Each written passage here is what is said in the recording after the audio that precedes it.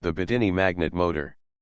It is not easy to arrange permanent magnets in a pattern which can provide a continuous force in a single direction, as there tends to be a point where the forces of attraction and repulsion balance and produce a position in which the rotor settles down and sticks. There are various ways to avoid this happening. It is possible to modify the magnetic field by diverting it through a soft iron component.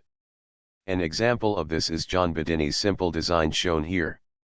In John's design, the magnetic field of the stator magnet is altered by the iron yoke, and this smothers the repulsion which would normally occur between the north pole of the stator magnet and the north pole of each rotor magnet as it gets close to the stator magnet.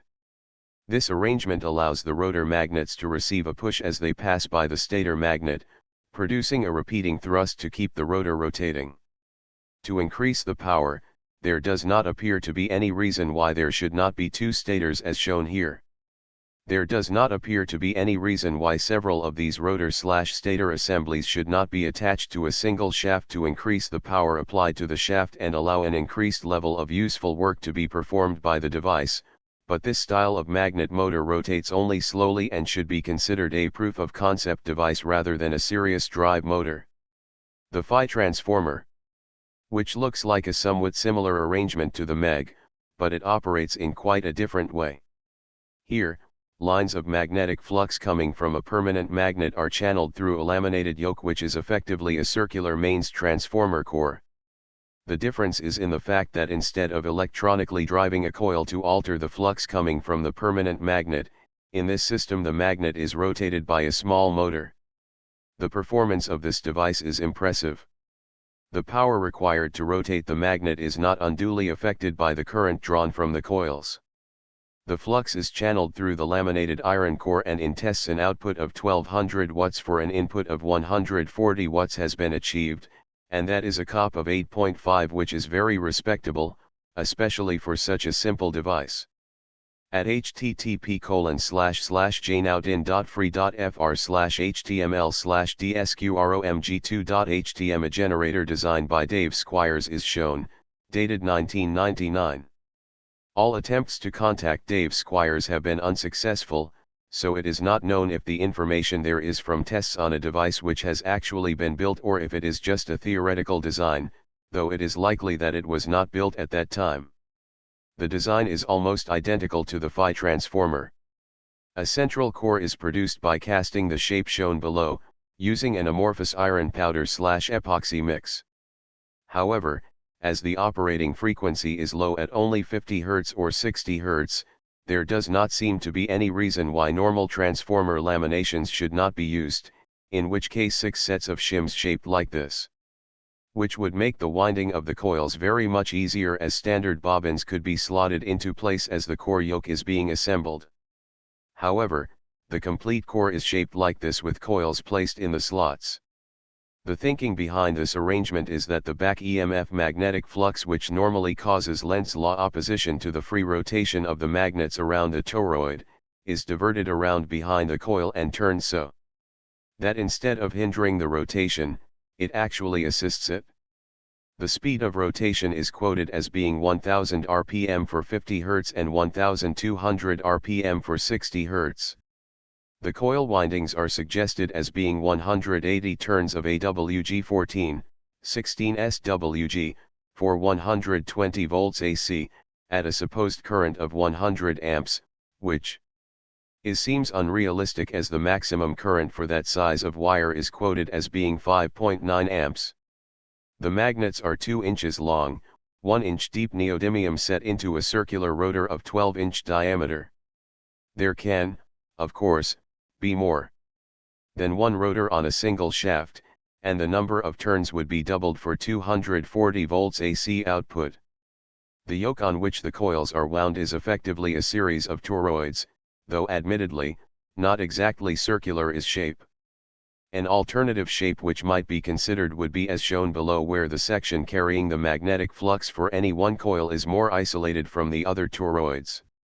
It is not clear if making the section which passes through the coil straight rather than curved, so I will leave that detail to people who are expert in magnetics. This design concept has been tested by 1 or 2 people, and while magnetic drag was reduced, it did not reach zero.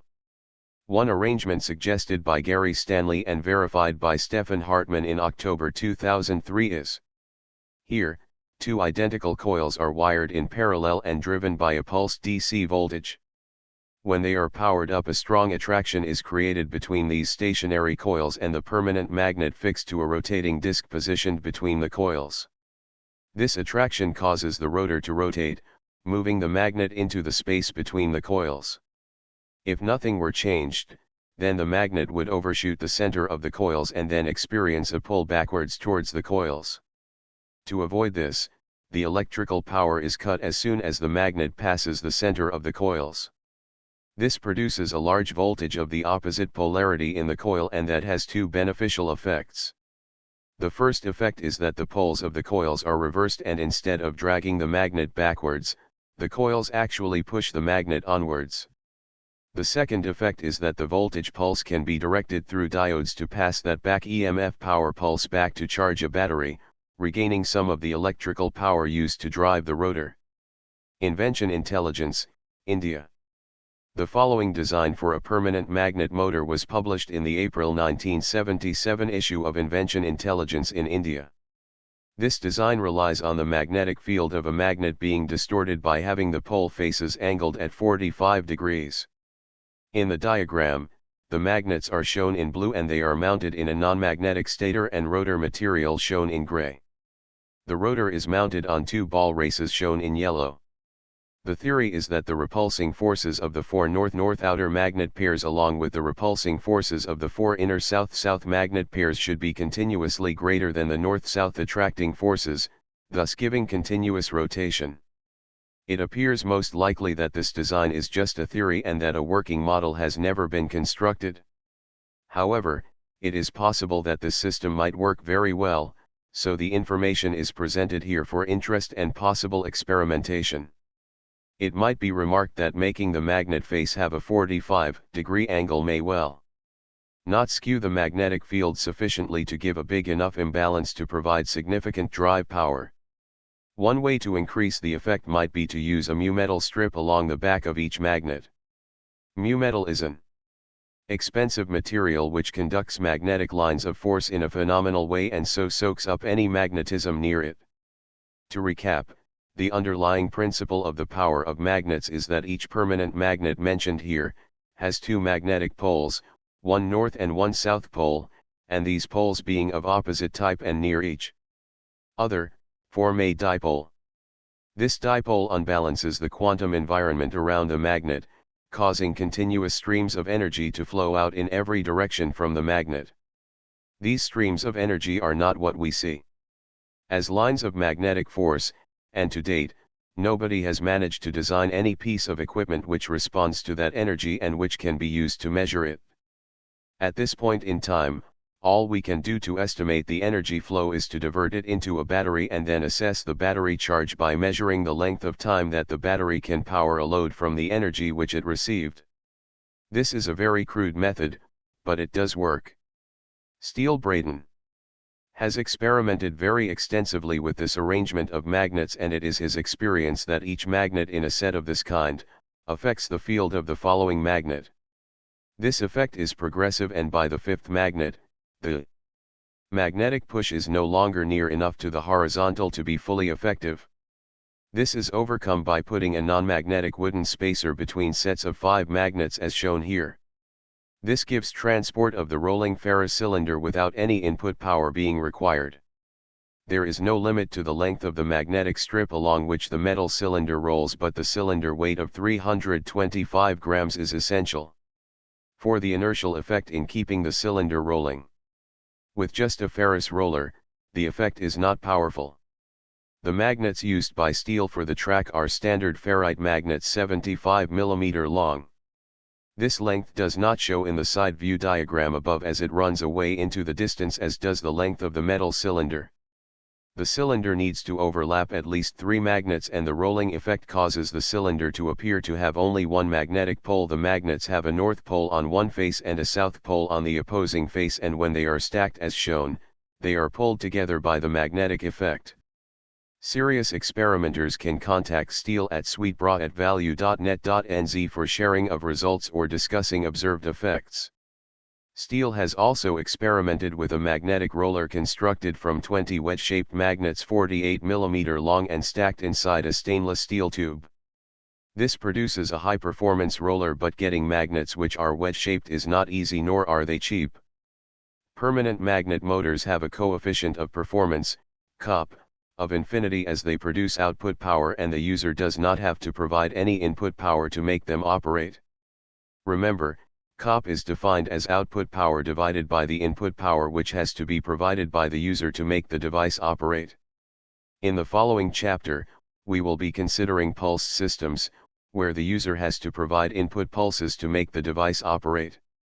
This prevents these devices from having a COP of infinity, and instead, we are looking for any device which has a COP greater than 1. However, any device with COP greater than 1 has the potential of becoming self-powered, and if that can be arranged, then the COP does in fact become infinity by definition, as the user no longer needs to supply any input power. The examples of permanent magnet motors and motor generators mentioned above, have generally been of the type where there is a stationary stator and a rotating rotor. It should be understood that the arrangement of magnets on the stator do not necessarily have to be stationary. Some motor designs do not have a stator, but instead have 2 or more rotors. This allows the magnets which would have been on the stator to be in position to provide thrust to the output rotor, and then move out of the way so as not to retard the rotor movement. The Bowman magnet motor is one of this type, though admittedly, it uses one stator magnet to get it started, and it has 2 subsidiary small rotors which carry the magnets which would normally be on a stator. A search on the web will provide the details of many permanent magnet motor designs. The next step with Steele-Braden system is to arrange the magnetic track so that it forms a continuous circular path, and have more than one roller. It needs to be stressed that to date, this has not been successful, and it is still a matter of research and development. To create a compact motor, tapered ceramic magnets have been used. This causes the magnets to fit together closely as shown here. This arrangement uses 12 of the 37 mm diameter cylindrical rollers, each of which contains 20 tapered magnets as shown in the diagram above. The photograph above shows the rotor plate with one of the 12 rollers attached. The motor housing is as shown here. The motor is arranged so that the 12 magnetic rollers are bolted to a metal disc welded to the rotor shaft. The rollers run around the magnetic path driving the output shaft. The bolts holding the rollers in place are made to be a loose fit on a sleeve made of a material of a type which has a low rotational friction. At the start, the rollers roll in direct contact with the outer stainless steel sleeve, but as the rotation speed increases, the resulting outward pressure causes the rollers to press outwards on their bearings, creating the 1 mm gap shown in the diagram. In the version shown in the photograph above, the bolts holding the rollers in place are secured by nuts, but a preferred arrangement is where the holes in the rotor disc are tapped to take the roller bolts directly. James Roney has posted a number of videos on his magnetic experiments. One of these is located at http://www.youtube.com/watch?v=h6b9zutsa & annotation_id =annotation_2341688 feature =IV, and shows his method of magnetic shielding, which produces a permanent magnet which appears to have only one magnetic pole. This effectively overcomes the backdrag of a stator magnet when a rotor magnet passes by it. James demonstrates the construction which he is using at present, which has a neodymium magnet surrounded by several other materials.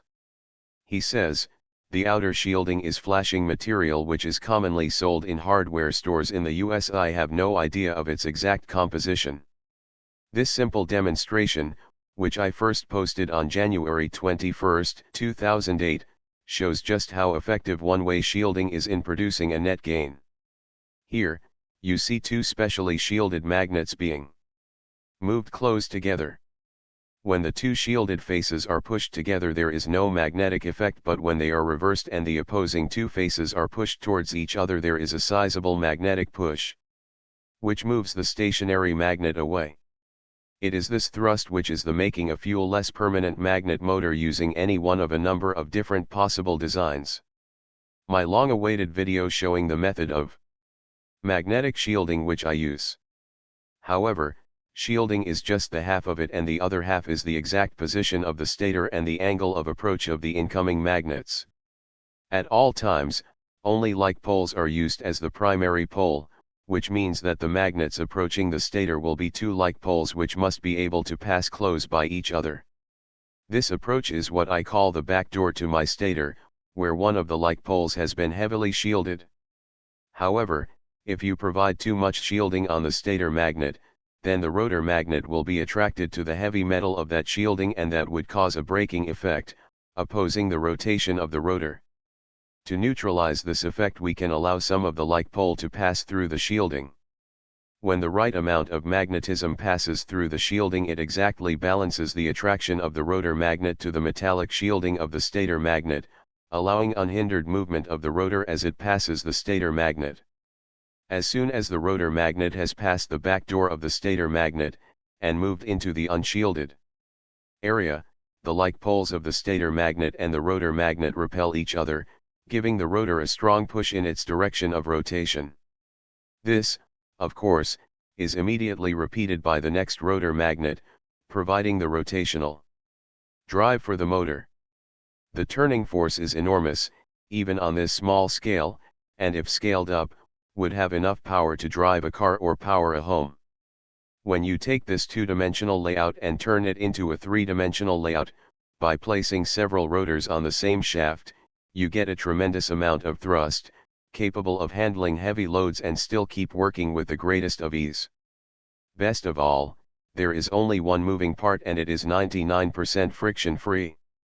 Having the stator long and thin, unlike typical bucket magnets which do not work in this case, this allows for a long 3-inch, 75 mm, pass over the stator before the rotor magnet receives its strong push from the stator magnet, spinning the rotor and driving the next rotor magnet across the shielded part of the stator magnet, allowing the process to repeat indefinitely, producing a fuel-less permanent magnet motor.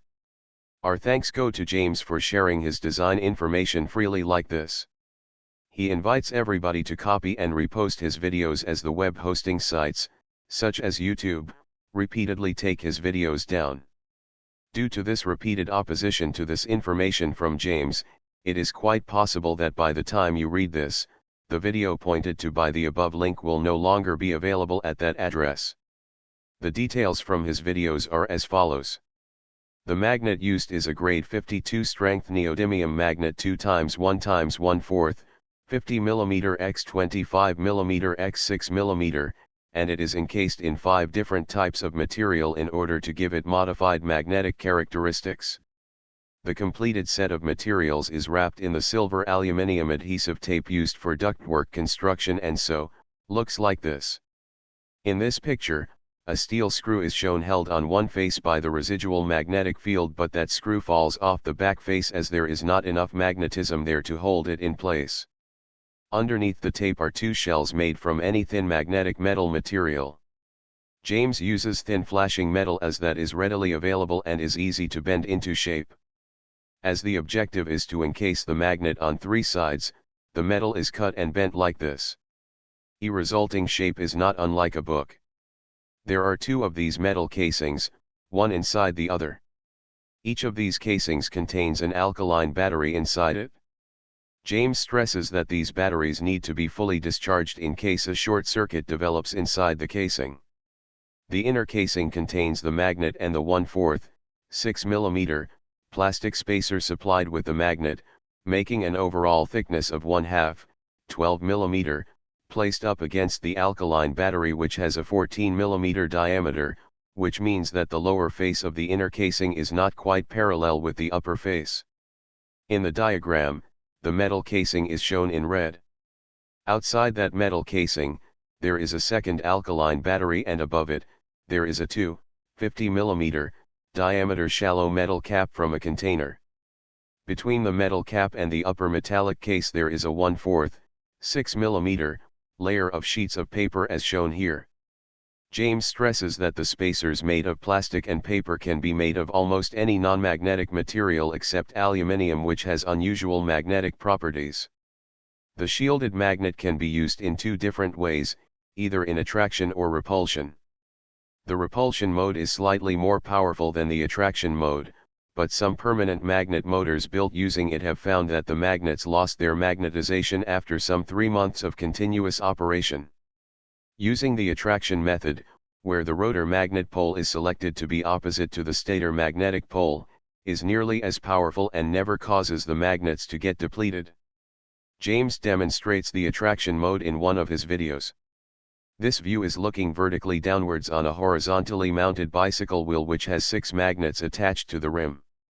The first 2 magnets are grade 52 neodymium 1x1x1/4, 25 mm x 25 mm x 6 mm, with plastic spacers glued to them. The following 4 magnets are the same but have a 1 diameter 1/4 thick circular neodymium magnet placed on top of them. This magnetic attraction setup is demonstrated to accelerate the wheel from a stationary position.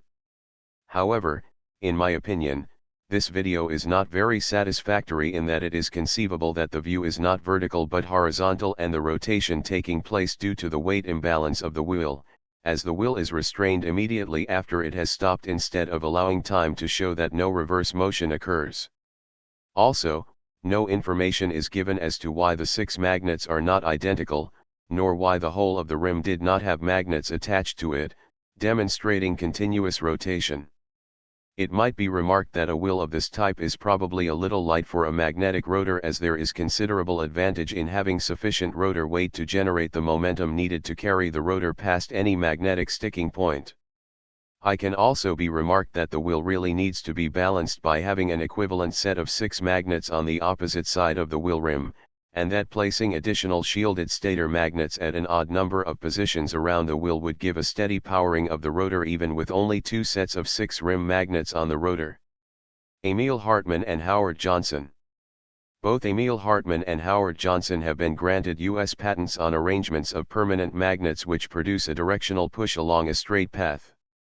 Emil, in July 1980, patent 4,215,330, and Howard in October 1989, patent 4,877,983, and in March 1995, patent 5,402,021.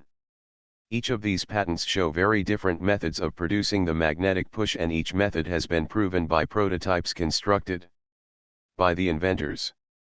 In brief outline, Emil Hartmann's design drives a ferromagnetic sphere, such as a steel ball bearing, up a slope against gravity. The arrangement is like this. Here, the metal ball rolls along a path between 2 guiding strips shown in blue in the diagram above. The magnets which provide the pulling force on the ball are not seen in the top view, as their clamping mechanism, marked 5 in Fig 1 and 6 in Fig 2, hides them from view. They can be seen on the right in Fig 2 where they are marked with the number 8. Interestingly, this device is put forward as an automated conveyor or as a toy, but as the metal ball is raised into the air as well as being moved along the track, the device immediately lends itself to the feed for a gravity wheel constructed in the style of an overshot water wheel. Also, horror or horrors, this looks like one of the hated perpetual motion devices which people who are steeped in conventional physics are too frightened to accept. A key feature of this arrangement is the spacing and the orientation of the permanent magnets as shown here. Notice that the magnets are staggered, with those on the right being opposite the gaps between those on the left. Emil opted to use circular bar-shaped magnets with the poles on the circular end faces. The clamping arrangement allows for very precise adjustment of the magnet positions, and this will be used when finding the optimum performance. If you wish to examine the full patent, then it can be downloaded free from the website. http://www.freepatentsonline.com. The more recent of Howard Johnson's linear track magnetic patents, patent US 5,402,021, shows a complicated arrangement of magnets. These look symmetrical to a quick glance, but this is not the case with the projecting spin accelerator magnet assemblies being staggered, the poles being swapped on opposite sides, and an unusual dividing group marked with a blue arrow in this diagram. In the center of the gap between these two sets of magnets, there is a track for a miniature rail vehicle to run along, and that vehicle has curved Alnico 8 magnets mounted on it, the spacing between those magnets being the same as the spacing of the main magnets, and their pole directions match those of the short gap magnets. The gap between the tips of the curved magnets and the magnetic walls is 0.5 to 1.25, 12 mm to 32 mm, and the prototype vehicles were boosted down the track covering 2 feet, 600 mm, in 1 second. In the diagram above, all of the north magnetic poles are color-coded red and the south magnetic poles green, and these colors are relied on where there is not enough room to mark the magnets clearly with the N or S letters. Howard remarks that having sets of permanent magnets positioned so closely together, actually strengthens the magnetic effect and so is helpful. The smaller magnets placed between the main magnets do not exceed half of the length of those main magnets, and so there is an indentation gap between the main magnets, and that gap extends at least halfway down the length of the main magnets as shown above. All of the inventors who produce a working linear track device such as these, have great difficulty in modifying the design to produce a continuous circular movement. It is not at all clear why the Howard Johnson design shown above should not have the magnetic walls curved into a large circle and the curved magnets mounted on a non-magnetic gantry arm or disc instead of a vehicle. However, as this has not been done, there is presumably some very good reason why a conversion to circular motion does not work. Graham Clark. While the magnetic strips shown above seem quite complicated, there are easier ways of doing this. One very good one is from Graham Clark, who uses a pair of triangles made from magnets and steel ball bearings. You can see a video of this arrangement in action at http://www.fdp.nu/triforcegate/default.asp, and you will notice that there is a gap of about half the length of the rolling magnet on both sides. If the gap is too small, then the magnetic lines of force do not fully support the action and a degree of braking occurs, as can be seen in the video at http://www.youtube.com/watch?v=9lnr-high084k. The ball bearings need to have a diameter about 50% greater than the width of the magnets in the triangles. You will notice in the second video that the rolling action is quite successful while the Lego rotor arrangement has drag problems. You will also notice that the gap between the triangles and the magnet for the rolling test is about 3 times greater than for the Lego rotor test. Seeing the action of the rotor suggests that there should be at least 6 triangles, spaced further out, and that the rotor itself should have greater weight. The Muller motor. Bill Muller, who died in 2004, produced a series of very finely engineered devices, the latest of which he stated produced some 400 amps of output current at 170 volts DC for 20 amps at 2 volts DC drive current. The device both generates its own driving power and produces an electrical power output. Bill's device weighed some 90 kilos, and it requires very strong magnets made of neodymium iron boron, which are expensive and can easily cause serious injury if not handled with considerable care. It should be noted that Ronald Klassen shows the details of his work in replicating this motor on his website http://home.mchzi.com/act2/index.html, and he reports that he spent in excess of US $3,000 in construction and so far, has already achieved an output power of about 170% of the input power. A video of his motor in action is at http://video.google.com/videoplay?doc ID =$658282863909938, and his development is progressing steadily. Ronald points out that decreasing the gap between the rotor and the stator by just 1 mm raises the input and output current by 10 amps, so the potential of his machine is 10 times greater than its present performance.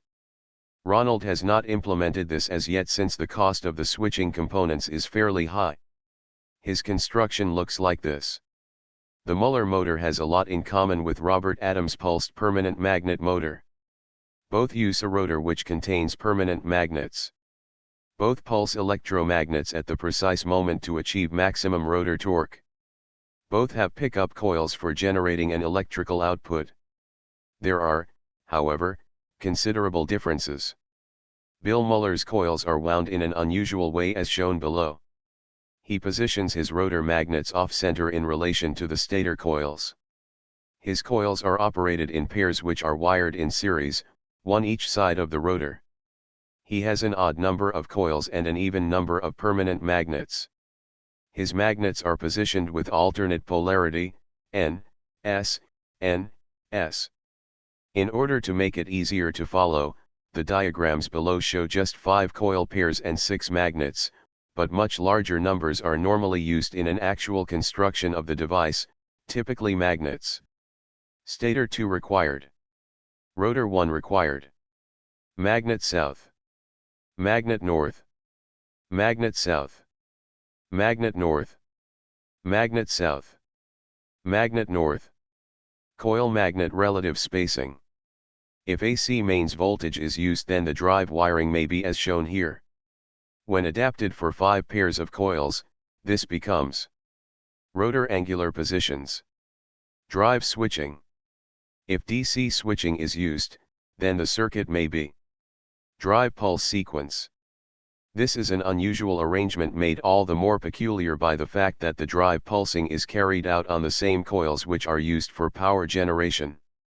The driving power pulse is applied to every successive coil, which, with just 5 coils, makes the drive sequence 1, 3, 5, 2, 4, 1, 3, 5, 2, 4. For this operation, coil 1 is disconnected from the power generation circuitry and then given a short high-power DC pulse. This boosts the rotation of the rotor. Coil 1 is then reconnected to the power generating circuitry, and coil 3 is disconnected and then given a drive pulse. This is repeated for every second coil, indefinitely, which is one of the reasons why there is an odd number of coils. The following table shows how the drive is operated. It is essential that neodymium iron boron magnets are used for this device as they are about 10 times more powerful than the more common ferrite types. Bill used 16 magnets in the 30 to 50 megagauss Ørsted energy density range, constructed in China. They held their magnetism unaltered for 8 years of use. The air gap between the coils and the magnets is 2 mm. Bill used a computer chip to generate the switching sequence, and Ronald Klassen, who is expert in these systems, points out that the pulsing system is adjusted when the motor speed increases. This change is not a simple one, as when the speed of rotation reaches its maximum level, on a 16-magnet rotor, only 3 of the magnets would be driven by coils' pulses. That is, during one rotation, just 3 electromagnets would be energized in one simultaneous pulse, and that pulse would be of longer duration than the pulses which accelerated to rotor from its stationary position. The output from each coil is passed through a full wave bridge to give DC, before being added to the output from the other coils. A typical Muller motor would have 16 magnets and 15 coil pairs. The solid coil formers were made from amorphous metal and are 2 inches, 50 mm, in diameter and 3 inches, 75 mm, long. Bill used a special mix of black sand, probably magnetite granules, encased in epoxy resin, but an alternative is said to be hard steel, the harder the better. The coil core material is said to be very important, and his construction was said to be free of any hysteresis eddy currents. The coils are wound from number 6 AWG, SWG8, or number 8 AWG, SWG10, wire and are formed in an unusual fashion as shown here. The winding turns are all made in the same direction. The first layer has 14 turns, the next 2 layers have 9 turns each, and the remaining 4 layers have 5 turns each, which gives a total of 52 turns. The coils are used in pairs, being wired in series, with one of each pair being on the opposite side of the rotor to the second coil of the pair, as indicated on the drawings. The way in which the coils are connected to the stator is not certain. The thin end of the coils face the rotor magnets. The pickup coils are not shown on the drawings, but they are placed on both of the stators, in every position where there is no drive coil. The rotor is constructed of non-magnetic material and spins at about 3000 rpm. This device has the potential to output 35 kW of excess power when constructed in the size described, which has a rotor diameter of 660 mm with the magnets centered on a circle of 570 mm. In the demonstration, which produced 35 kW of power, only 5 out of the intended 30 pairs of pickup coils had been constructed. It is predicted that the output would be 400 horsepower if all 30 pairs of pickup coils were in place. Predictions of this nature need to be borne out in a demonstration before they can be considered valid. Please be aware of the size of this item of equipment. I personally would not be able to pick up a device of this weight, but would need mechanical lifting equipment to move it. It can, of course, be constructed in a scaled-down size which will have a scaled-down electrical output. Let me stress that handling magnets of this strength has its dangers. Should you take a magnet in your hand and inadvertently move your hand near a loose steel item, then your hand is liable to become trapped between the magnet and the steel object. This may result in serious damage to your hand. Great care should be taken. The official website for this system is www.mullerpower.com, which you may find difficult to display unless you have the Macromedia software installed on your computer.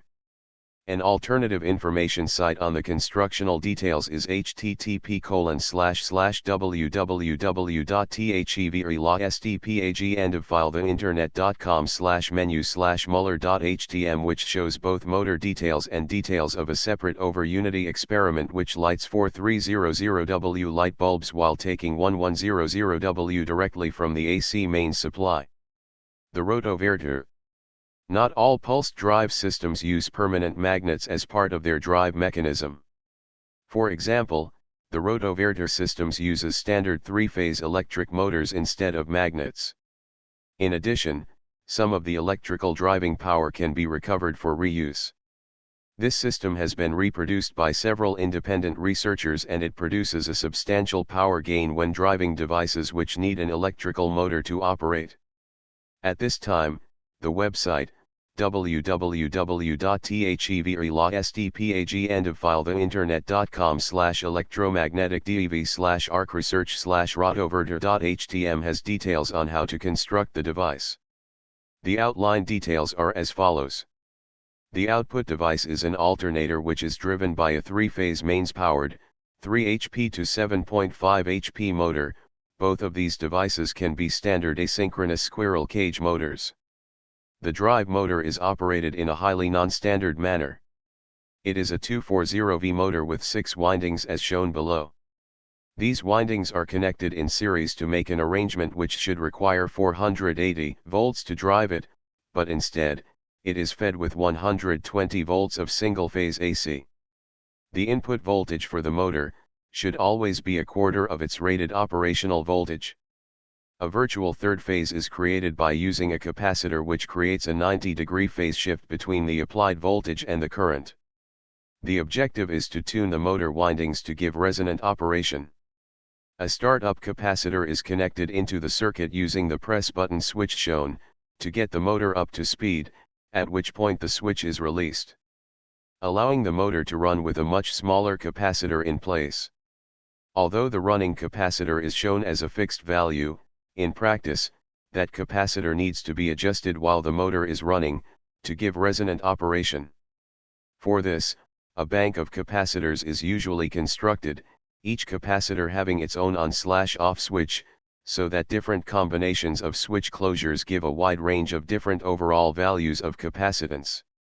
With the 6 capacitors shown above, any value from 0.5 microfarad to 31.5 microfarad can be rapidly switched to find the correct resonant value. These values allow combined values of 0.5, 1.0, 1.5, 2.0, 2.5, 3.0, 3.5, by selecting the appropriate switches to be on or off.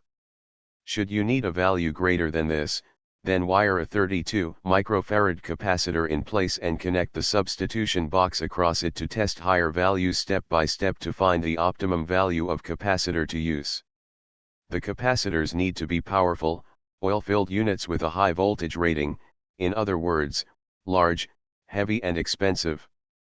The power being handled in one of these systems is large and setting one up is not without a certain degree of physical danger. These systems have been set to be self-powered, but this is not recommended, presumably because of the possibility of runaway with the output power building up rapidly and boosting the input power until the motor burns out. The Yahoo EVGRAY group at http://groups.yahoo.com/group/evgray has nearly 900 members, many of whom are very willing to offer advice and assistance. A unique jargon has built up on this forum, where the motor is not called a motor but is referred to as a prime mover or PM for short, which can cause confusion as PM usually stands for permanent magnet. Rotoverter is abbreviated to RV while DCPM-RV stands for direct current. Permanent magnet rotoverter and TRFO is a non-standard abbreviation for transformer. Some of the postings in this group may be difficult to understand due to their highly technical nature and the extensive use of abbreviations, but help is always available there. To move to some more practical construction details for this system. The motor, an alternator, considered to be the best for this application is the Balder M3770T 7.5 horsepower unit. The specification number is 07H002X790, and it is a 230/460 volt 60 Hz 3-phase, 19/9.5 amp, 1770 RPM, power factor 81, device. The Balder website is www.balder.com, and the following details should be considered carefully before trying any adaptation of an expensive motor. The end plate of the drive motor needs to be removed and the rotor lifted out. Considerable care is needed when doing this as the rotor is heavy and it must not be dragged across the stator windings, as doing that would damage them. The second end plate is then removed and placed on the opposite end of the stator housing. The fan is removed as it is not needed and just causes unnecessary drag, and the rotor is inserted the opposite way round to the way it was removed. That is, the housing is now the other way round relative to the rotor, since the rotor has been turned through 180 degrees before being replaced. The same part of the shaft of the rotor passes through the same end plate as before, as the end plates have also been swapped over. The end plates are bolted in position and the rotor shaft spun to confirm that it still rotates as freely as before. To reduce friction to an absolute minimum, the motor bearings need to be cleaned to an exceptional level. There are various ways of doing this. One of the best is to use a carburetor cleaner spray from your local car accessories shop. Spray inside the bearings to wash out all of the packed grease. The spray evaporates if left for a few minutes. Repeat this until the shaft spins perfectly, then put one, and only one, drop of light oil on each bearing and do not use WD-40 as it leaves a residue film. The result should be a shaft which spins absolutely perfectly. The next step is to connect the windings of the two units. The motor, the prime mover, is wired for 480 volt operation. This is done by connecting winding terminals 4 to 7, 5 to 8 and 6 to 9 as shown below. The diagram shows 120 volts AC as being the power supply. This is because the rotoverter design makes the motor operate at a much lower input than the motor designers intended. If this motor were operated in the standard way, a 480 volt 3-phase supply would be connected to terminals 1, 2 and 3 and there would be no capacitors in the circuit.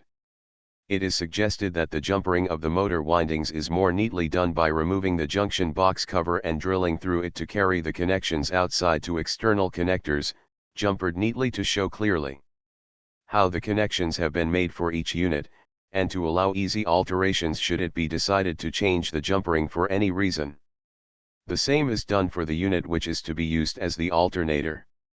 To increase the allowable current draw, the unit windings are connected to give the lower voltage with the windings connected in parallel as shown below with terminals 4, 5 and 6 strapped together, 1 connected to 7, 2 connected to 8 and 3 connected to 9.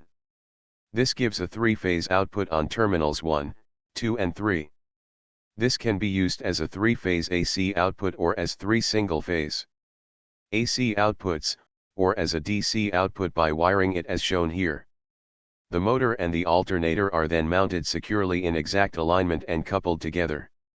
The switching of the direction of the housing on the drive motor allows all of the jumpering to be on the same side of the two units when they are coupled together, facing each other. The input drive may be from an inverter driven from a battery charged via a solar panel. The system how needs to be tuned and tested.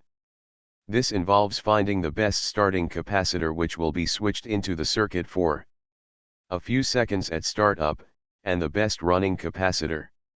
To summarize, this device takes a low power 110 volt AC input and produces a much higher power electrical output which can be used for powering much greater loads than the input could power. The output power is much higher than the input power. This is free energy under whatever name you like to apply to it. One advantage which should be stressed, is that very little in the way of construction is needed, and off-the-shelf motors are used. Also, no knowledge of electronics is needed, which makes this one of the easiest to construct free energy devices available at the present time. One slight disadvantage is that the tuning of the prime mover motor depends on its loading, and most loads have different levels of power requirement from time to time. It is not essential to construct the rotor-vetor exactly as shown above, although that is the most common form of construction. The Muller motor mentioned earlier can have a 35 kilowatt output when precision constructed as Bill Muller did. One option therefore, is to use one Balder motor jumpered as the prime mover drive motor and have it drive one or more Muller motor style rotors to generate the output power. As the objective is to increase the output power and attempt to keep the motor loading as even as possible to make it possible to tune the motor power input as close to the sweet resonant point of its operation, another alternative springs to mind. The output power generator which has the least variation in shaft power for changes in electrical output, namely the Eklund-Brown generator as described in Chapter 1. The electrical power generated in the coils wound on the I section is substantial, and the key factor is that the power needed to rotate the shaft is almost unaffected by the current draw from the pickup coils. These generator sets could be stacked in sequence and still facilitate the tuning of the prime mover drive motor. Phil Wood has many years of experience working with all varieties of electric motor, has come up with a very clever circuit variation for the rotoverter system. His design has a 240 volt prime mover motor driven with 240 volt AC. The revised circuit now has automated startup, and it provides an extra DC output which can be used to power additional equipment. His circuit is shown here. Phil specifies the diode bridges as 20 amp 400 volt and the output capacitor as 4000 to 8000 microfarads 370 volt working. The on/off switch on the DC output should be 10 amp 250 volt AC working. The circuit operates as follows. The charge capacitor C needs to be fully discharged before the motor is started, so the press button switch is pressed to connect the 1K resistor across the capacitor to discharge it fully. If you prefer, the press button switch and resistor can be omitted and the switch to the DC load closed before the AC input is applied. The switch must then be opened and the AC connected. The starting capacitor S and capacitor R both operate at full potential until capacitor C begins to charge. As capacitor C goes through its charging phase, the resistance to capacitors R and S increases and their potential capacitance becomes less, automatically following the capacitance curve required for proper AC motor operation at startup. After a few seconds of runtime, the output switch is operated, connecting the DC load. By varying the resistance of the DC load, the correct tuning point can be found. At that point, the DC load resistance keeps both of the capacitors R and S operating at a potentially low capacitance value. The operation of this circuit is unique, with all of the energy which is normally wasted when the AC motor is starting, being collected in the output capacitor C. The other bonus is where a DC load is powered for free while it keeps capacitors R and S in their optimum operating state. The DC load resistance needs to be adjusted to find the value which allows automatic operation of the circuit. When that value has been found and made a permanent part of the installation, then the switch can be left on when the motor is started, which means that it can be omitted. If the switch is left on through the starting phase, capacitor C can be a lower value if the DC load resistance is high enough to allow the capacitor to go through its phase shift. The capacitor values shown above were those found to work well with Phil's test motor, which was a 3-winding, 5 horsepower, 240 volt unit. Under test, driving a fan, the motor draws a maximum of 117 watts and a variable speed 600 watt drill was used for the DC load. The motor operates at its full potential with this circuit. The circuit will need different capacitors for operation with a 120 volt AC supply. The actual values are best determined by testing with the motor which is to be used, but the following diagram is a realistic starting point. The 120 V AC motor runs very smoothly and quietly, drawing only 20 watts of input power. Advancing the design even further, Phil has now produced an extremely clever design by introducing an additional DC motor generator coupled to the prime mover motor. The coupling is nominally mechanical with the two motors physically linked together with a belt and pulleys, but the electrical linking is such that the two motors will synchronize automatically if the mechanical linkage is omitted. I should like to express my thanks to him for sharing this information, diagrams and photographs freely. This circuit is very clever as the DC motor/generator automatically adjusts the running of the AC motor both at startup and under varying loading. Also, the selection of the capacitors is not so critical and no manual intervention is needed at startup. In addition, the DC motor/generator can be used as an additional source of electricity. Phil setup. As the loading on the prime mover motor is quite low due to the very high efficiency of the rotoverter arrangement, it is perfectly feasible to drive the whole system with a low power inverter run from a battery. If that is done, then it is possible to use two batteries.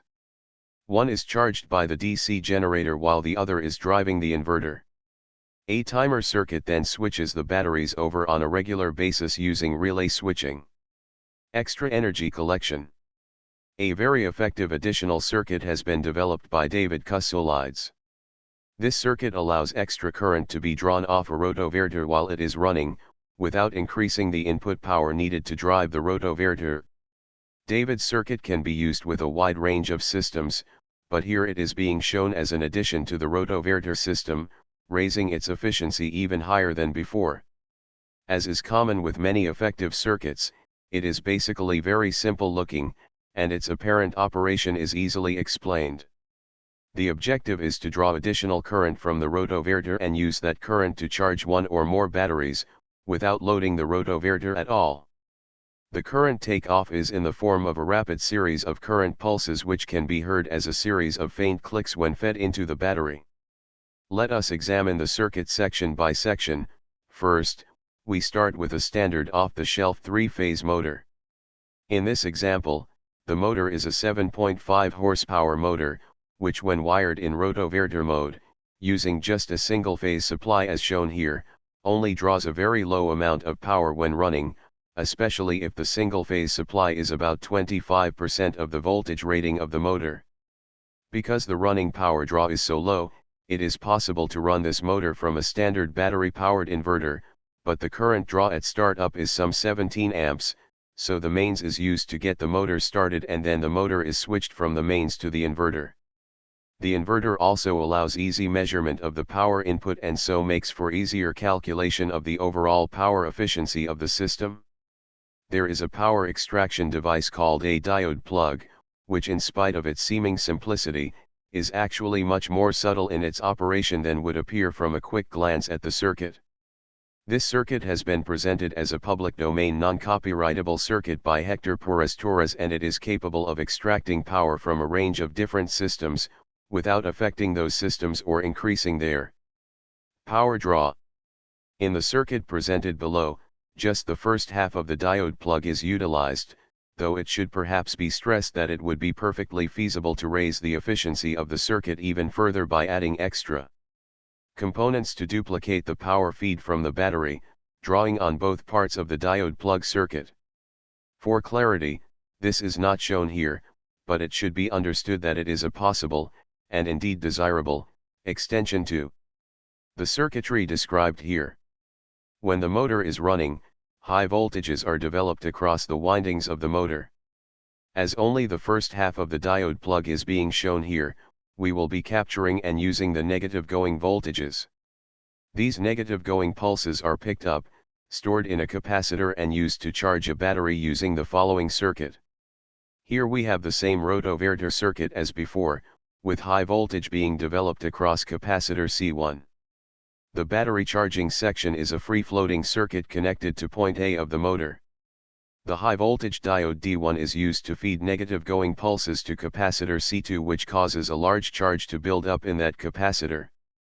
At the appropriate moment, the PC851 opto-isolator is triggered.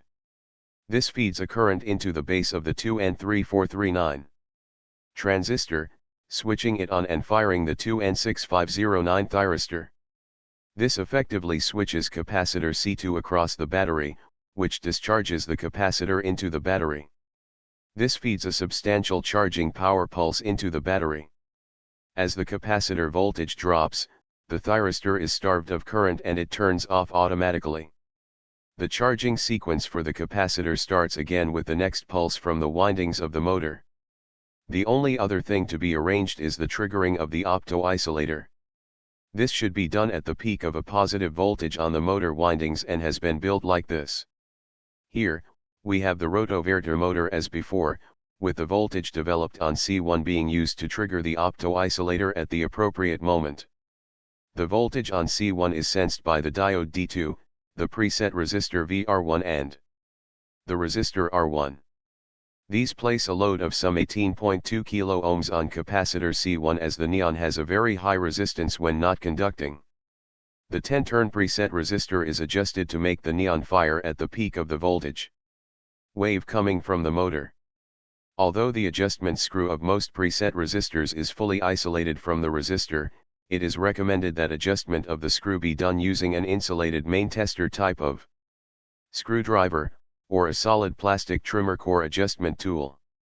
The circuit to test one half of the diode plug is then. The switch SW1 is included so that the charging section can be switched off at any time and the switch should not be closed until the motor gets up to speed. All wire connections should be made before power is applied to the circuit. Capacitor C1, which is shown as 36 microfarads, has a value which is optimized for the particular motor being used and will normally be in the range 17 to 24 microfarads for a well-prepared motor. The motor used for this development was retrieved from a scrapyard and was not prepared in any way. The value of capacitor C2 can be increased by experimenting to find at what value the resonance gets killed and the charging section starts drawing extra current from the supply. It should be noted that many new thyristors, silicon-controlled rectifiers or SCRS, are faulty when supplied, sometimes as many as half of those supplied can be faulty. It is therefore important to test the thyristor to be used in this circuit before installing it. The circuit shown below can be used for the testing, but it should be stressed that even if the component passes the test, that does not guarantee that it will work reliably in the circuit.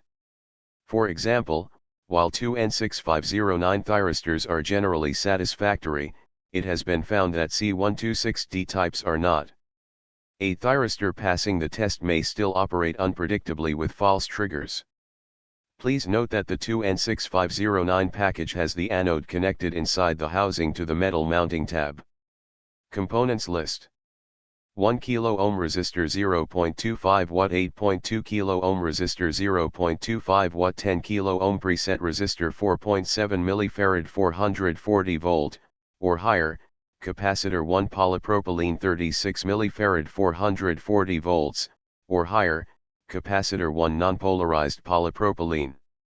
1N5408 diode, 1N4007 diode, 2N3439 NPN transistor, 2N6509 thyristor. Several may be needed to get a good 1PC851 opto-isolator. Neon 6mm wire-ended, 0.5 mA 30 amp switch, 1 pole 1 throw 1 toggle, type 120 volt rated. When using and testing this circuit, it is important that all wires are connected securely in place before the motor is started. This is because high voltages are generated and creating sparks when making connections does not do any of the components any particular good. If the circuit is to be turned off while the motor is still running, then switch SW1 is there for just that purpose. The operating technique is as follows: before starting the motor, adjust the slider of the preset resistor VR1 to the fixed resistor end of its track. This ensures that the charging circuit will not operate as the neon will not fire. Power up the circuit and start adjusting the preset resistor very slowly until the neon starts to flash occasionally. There should be no increased load on the motor and so no extra current drawn from the input supply.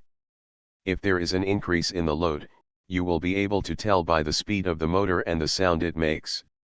If there is an increase in the load, then back off VR1 and check the circuit construction. If there is no increased load, then continue turning VR1 slowly until a position is reached where the neon remains lit all the time. You should see the voltage across the battery being charged increase without any loading effects on the motor. If you use an oscilloscope on this circuit, please remember that there is no ground reference voltage and that the circuit is not isolated. Here is a picture of David's actual board construction. There are various ways for building any circuit. This particular construction method uses plain matrix board to hold the components in position and the bulk of the interconnections are made underneath the board. The charge collecting capacitor is made here from two separate polypropylene 440 volt capacitors wired in parallel. David has opted to use a separate diode on each capacitor as this has the effect of doubling the current carrying capacity of a single diode and is a popular technique in pulse charge circuits where sometimes several diodes are wired in parallel. David has included a heatsink, which he marks as being not required, but you will notice that there is insulation between the SCR and the heatsink. Mica washers available from the suppliers of semiconductors are particularly good for this, as mica is a good insulator and it also conducts heat very well. Thyristor testing. The components needed to construct the thyristor testing circuit shown below can be bought as kit number 1087 from www.quasarelectronics.com. The circuit is operated by operating SW1 several times so as to get capacitors C1 and C2 fully charged. LED 1 and LED 2 should both be off. If either of them light, then the thyristor is faulty. Next, with SW1 at its position 1, press switch SW2 briefly. LED 1 should light and stay on after SW2 is released. If either of these two things does not happen, then the thyristor is faulty. With LED 1 lit, press SW3 and LED 1 should go out. If that does not happen, then the thyristor is faulty. As mentioned before, even if the thyristor passes these tests, it does not guarantee that it will work correctly in any circuit, as it may operate intermittently and it may trigger spuriously when it shouldn't. Component list: 47 ohm resistor 0.25 watt, 470 ohm resistor 0.25 watt, 1 kilo ohm resistor 100 millifarad, 15 volt capacitor, 2 electrolytic, 1 N914 diode, light emitting diode, toggle switch, 2 pole 2 throw, press button push to make 2 non-latching, press on, release off, type 9V battery, 1 any type battery connector, 1 to match chosen battery socket, 1 plug-in socket for thyristor. Philwood has developed a particularly effective method for extracting the excess resonance circulating energy of a rotoverter prime mover. This is the circuit. Care needs to be taken when constructing this circuit. For example, the circuit performance is displayed by an HEF4017B5 stage Johnson counter, but for some lunatic reason, the 4017 designation is also used for a completely different chip of the same size and number of DIL pins, namely the CMOS high-speed hex flip-flop with reset, an action definitely worthy of a stupidity award. Another point to watch out for is that the 1A1N5819 diode is a very high-speed Schottky barrier component. The circuit operation is as follows: the input from the rotoverter motor is stepped down by a transformer to give an 18-volt, nominal, AC output, which is then rectified by a standard rectifier bridge and the output smoothed by an 18-volt Zener diode and a 330mF smoothing capacitor, and used to power the MC34151 chip. This DC power supply line is further dropped and stabilized by a 15-volt Zener diode and a 47 mF capacitor and used to power the LED display chip HEF4017B. The rotoverter input is also taken direct and rectified by a second 400-volt 35-amp rectifier diode bridge and smoothed by a 20 mF capacitor with a high voltage rating. It must be understood that the rotoverter system is liable to produce considerable power surges from time to time, and so the circuit must be capable of handling and benefiting from these surges. This is why the IRG4PH40UD IGBT device was selected, apart from its very reasonable price, as it robust and can handle high voltages. The resulting high voltage DC is taken by the chain of components: 275-volt Zener diodes, 20K resistor and the 100K variable resistor. The voltage developed on the slider of this variable resistor is loaded with a 10K resistor and voltage limited with a 10-volt Zener diode, and decoupled with a 10NF capacitor before being passed to the MC34151 high-speed MOSFET dual driver chip. Both of these drivers are used to sharpen up the pulse and drive the IGBT cleanly. The result is an output which is a series of DC pulses. The operation of the circuit can be seen quite clearly, thanks to the HEF4017B display circuit, which drives a row of LEDs, triggered by the IGBT gate signal, divided by the 1K/47K voltage divider decoupled by the 10NF capacitor. This display shows clearly when the IGBT is switching correctly. Actually, the display circuit is quite a useful device for people who do not own an oscilloscope, not just for this circuit, but a wide range of different circuits. The physical board layout for Phil's circuit is shown here. AC input from rotoverter circulating current. Pulse DC output to load. As you will notice from the notes on Phil's board layout shown above, the first of the 75-volt Zener diodes used on the direct rotoverter power feed should be replaced with a 30-volt Zener if a 120-volt motor is used in this circuit. Another important point which needs to be stressed is that the pulse DC output from this circuit can be at extremely high voltages and needs to treat it with considerable care. This is not a circuit for beginners, and anyone who is not familiar with handling high voltages needs the supervision of an experienced person. Also, if either the circuit or the rotoverter is connected to the mains, then no scope ground leads should be connected, as the circuit can be 100 volts or more below ground potential. The pattern of the printed circuit board when viewed from the underside of the board is shown here. And component packaging is HEF4017B, IRG4PH40UD. Pin connections. Phil's build of his circuit was implemented like this. Component list: 10 ohm resistor 0.25 watt, 100 ohm resistor 0.25 watt, 1 kilo ohm resistor 0.25 watt, 2.2 kilo ohm resistor 0.25 watt, 4.7 kilo ohm resistor 0.25 watt, 10 kilo ohm resistor 0.25 watt, 2 ohm resistor 0.25 watt, 10 nanofarad capacitor 5 millifarad 440 volt or higher, capacitor 1 polypropylene 20 millifarad 440 volt or higher, capacitor 1 polypropylene 47 millifarad 25 volt, capacitor 330 millifarad 25 volt, capacitor 1 N5819 Schottky barrier diode, 10 volt Zener diode, 15 volt Zener diode, 18 volt Zener diode, 75 volt Zener diode, 400 volt 40A rectifier bridge, 35 volt 1A rectifier bridge, MC34151 integrated circuit, HEF4017B integrated circuit, IRG4PH40UD transistor light emitting diode, 10 any type or alternatively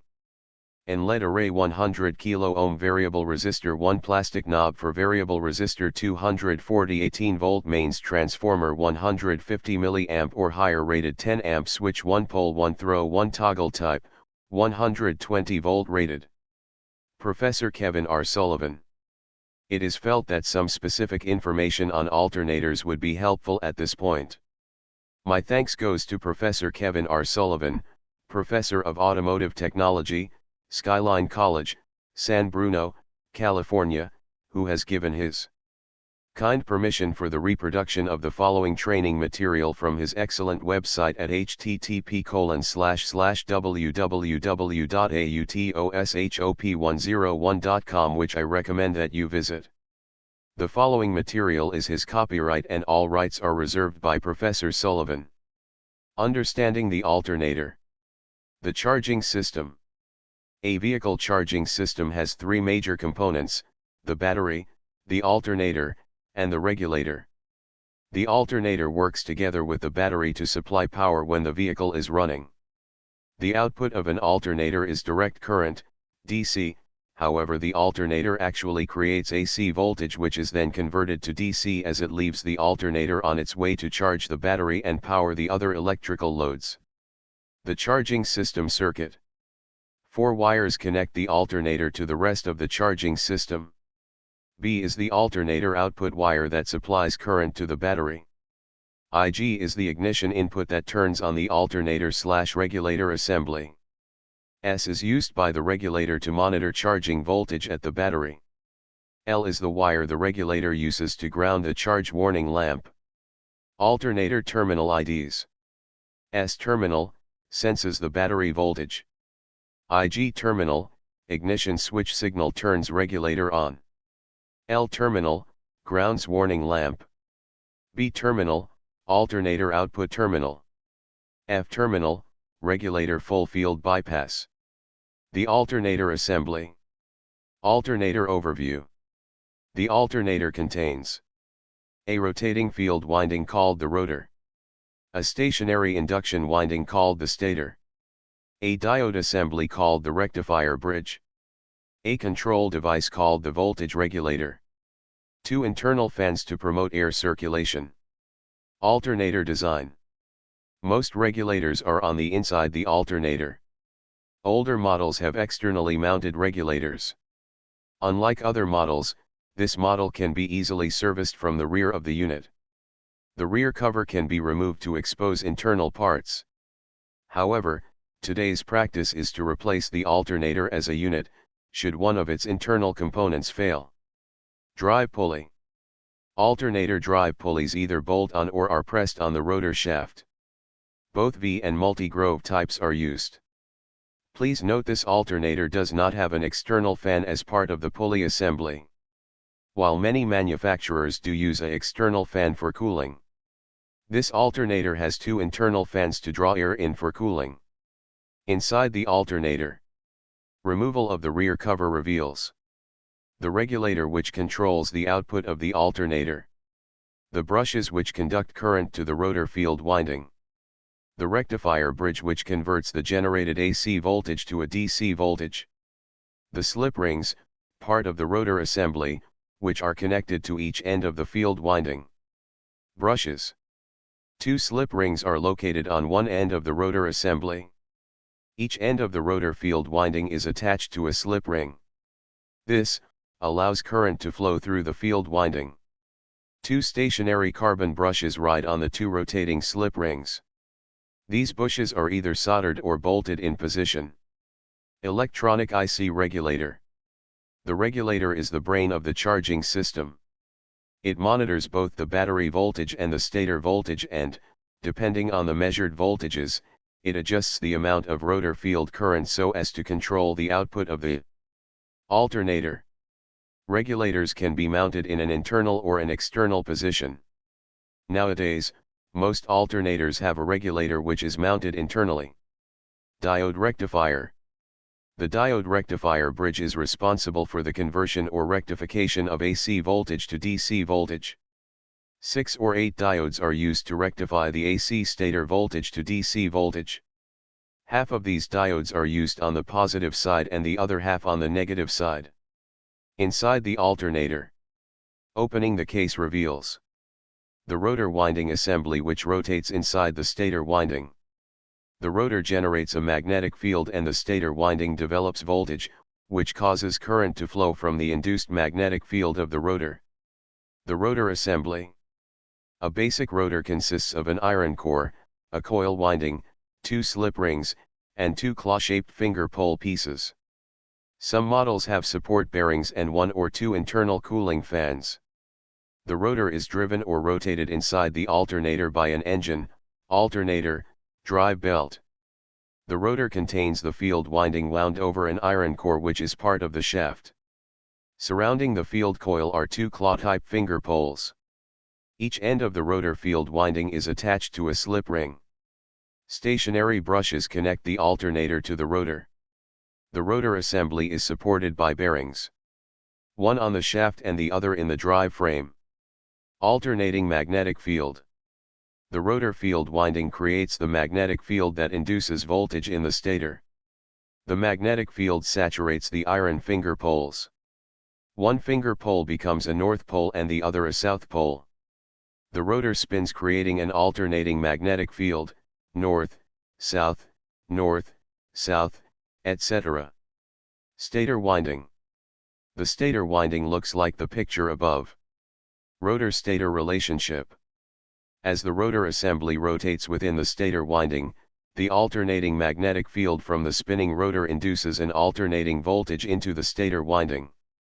The strength of the magnetic field and the speed of the rotor affect the amount of voltage induced in the stator. Stator windings. The stator is made with 3 sets of windings. Each winding is placed in a different position compared with the others. A laminated iron frame concentrates the magnetic field. Stator lead ends output current to the diode. Rectifier bridge. The neutral junction in the Y design can be identified by the 6 strands of wire. 3-phase windings. The stator winding has 3 sets of windings. Each winding is formed into a number of evenly spaced coils around the stator core. The result is 3 overlapping single-phase AC sine wave current peaks, A, B, C. These waves add together to make up the total AC output of the stator. This is called 3-phase current. 3-phase current provides a more even current output than a single-phase output would do. Stator designs. Delta wound stators can be identified by having only 3 stator leads, and each lead will have the same number of wires attached. Y-style stators have 4 leads. One of the leads is called the neutral junction. The neutral junction is common to all the other leads. Y-wound stators have 3 windings with a common neutral junction. They can be identified because they have 4 stator lead ends. Y-wound stators are used in alternators that require high voltage output at low alternator speeds. 2 windings are in series at any one time during charge output. Delta wound stators can be identified because they have only 3 stator lead ends. Delta stators allow for higher current flow being delivered at low RPM. The windings are in parallel rather than in series as the Y designs have. Diode rectifier bridge assembly. Rectifier operation. 2 diodes are connected to each stator lead. One positive, the other negative. Because a single diode will only block half of the AC voltage, 6 or 8 diodes are used to rectify the AC stator voltage to DC voltage. Diodes used in this configuration will redirect both the positive and negative parts of the AC voltage in order to produce a better DC voltage waveform. This process is called full wave rectification. Diodes. Diodes are used as one-way electrical check valves. They pass current in only one direction, and never in the other direction. Diodes are mounted in a heat sink to dissipate the heat generated by the current flow. Diodes redirect the AC voltage and convert it into DC voltage, so the battery receives the correct polarity. Rectifier operation. The red path is the positive current passing through the rectifier as it goes to the positive battery terminal. The path shown in green completes the circuit. As the rotor continues its movement, the voltages generated in the three windings change in polarity. The battery is still fed current, but now a different winding feeds it. Again, the red path shows the current flow to the battery. And the green path shows how the circuit is completed. The same charging continues even though different windings and diodes are being used. Electronic regulator. The regulator attempts to maintain a set charging voltage.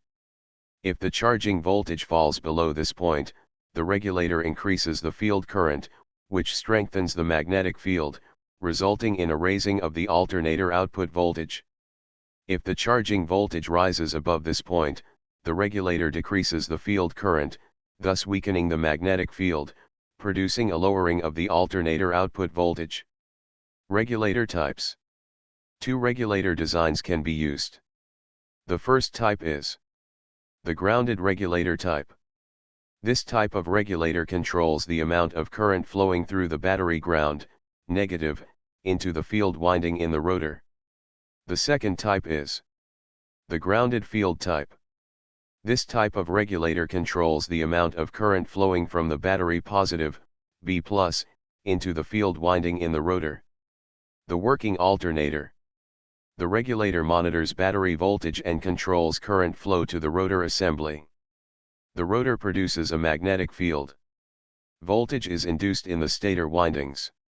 The rectifier bridge converts the AC stator voltage to DC output voltage for use by the vehicle. Mark Wessling.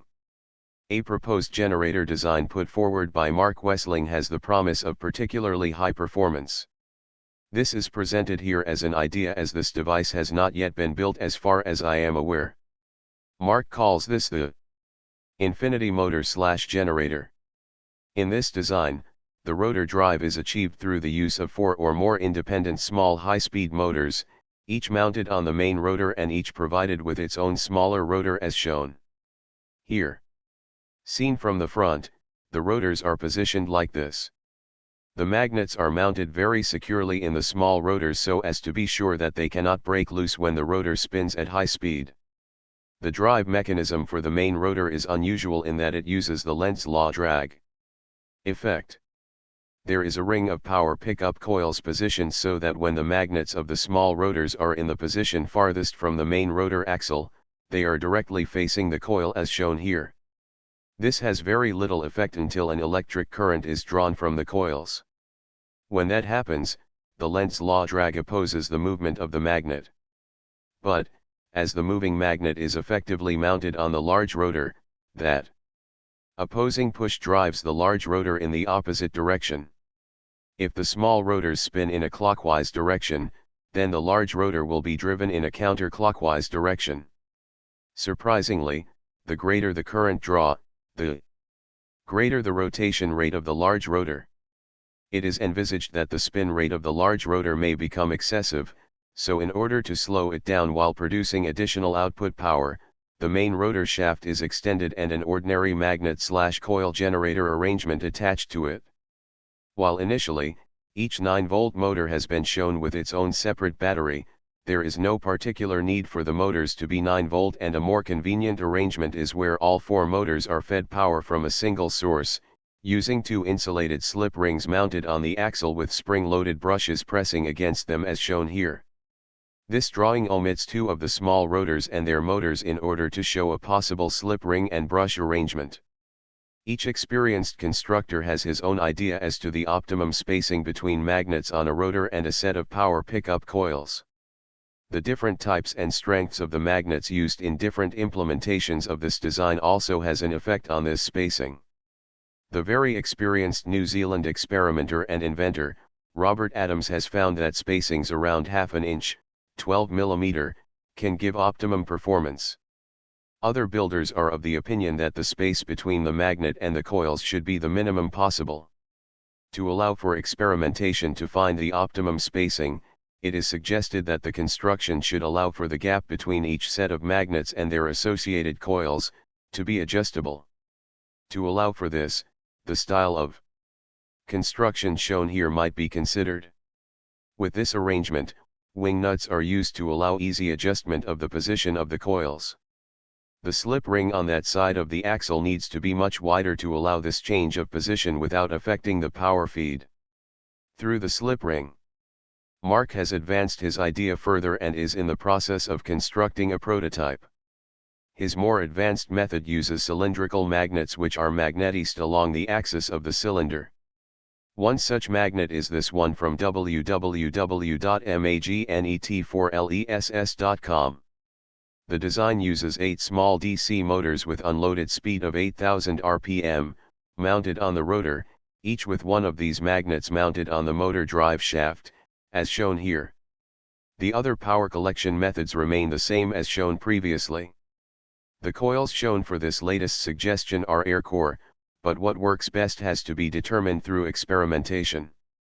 The magnets are rotated very rapidly by the motors, perhaps 2500 rpm, and each revolution causes a field reversal at the motor drive shaft. The magnets are powerful, so there should be a considerable effect on the coils, and it only takes a 30-degree rotor movement to move from being exactly over one coil to being exactly over the next one, and there will be considerable magnetic effect in the intervening positions as well. Mark comments on this arrangement: the main rotor will spin at just a few hundred rpm. This will pull the electrons forward through the coil, as opposed to a conventional coil that pushes the electrons. This action will pass the Lenz's force onto the main rotor shaft as torque. The beauty of this design is that it puts the motor shaft in the same phase as the rotor spin, whereas before, it was 180 degrees out and slowed the motors. Also, the gyroscopic forces on the small rotors/motors were great as the large rotor spun, while this design will hit every coil 100% on every rotation. The technique of coil shorting 5 times at the sine wave peak can boost the output power by anything up to 100 times, so using that method would be a major benefit if the necessary electronics skills are available. The coils shown appear to have a solid core, however, it is envisaged that the speed of rotation will be too great for a ferrous core, and so either ferrite or air core coils may be needed. Dan Davidson. Dan has produced a system rather similar to the Meg. His system is different in that he uses an acoustic device to vibrate a magnet which forms the core of a transformer. This is said to increase the output by a substantial amount. His arrangement looks like this. Dan's patent is in the appendix, and it gives details of the types of acoustic transducers which are suitable for this generator design.